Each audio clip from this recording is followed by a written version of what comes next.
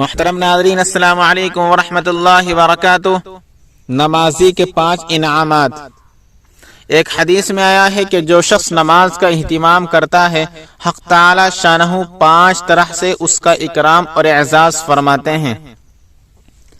نماز کا اہتمام کرنے کا مطلب یہ ہے کہ فجر کی نماز پڑھنے کے بعد ظہر کی، اور ظہر کی نماز پڑھنے کے بعد عصر کی، اور عصر کی نماز پڑھنے کے بعد مغرب کی، اور مغرب کی نماز پڑھنے کے بعد عشاء کی، اور عشاء کی نماز پڑھنے کے بعد پھر فجر نماز کی فکر رہنا۔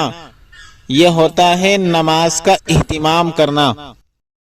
وہ 5 انعامات یہ ہے: ایک یہ کہ اس پر سے رزق کی تنگی ہٹا دی جاتی ہے، دوسرے یہ کہ اس سے عذاب قبر ہٹا دیا جاتا ہے، تیسرے یہ کہ قیامت کے دن اس کے اعمال نامے دائیں ہاتھ میں دیے جائیں گے، جن کا حال سورہ الحاقہ میں مفصل مذکور ہے کہ جن لوگوں کے نامہ اعمال دائیں ہاتھ میں دیے جائیں گے وہ نہایت خوش و خرم ہر شخص کو دکھاتے پھریں گے، اور چوتھے یہ کہ پلسرات پر سے بجلی کی طرح گزر جائیں گے، پانچویں یہ کہ حساب سے محفوظ رہیں گے۔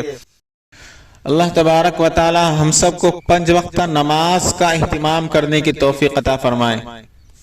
ویڈیو پسند آئے تو لائک کیجئے، شیئر کیجئے اور چینل کو سبسکرائب کر دیجئے۔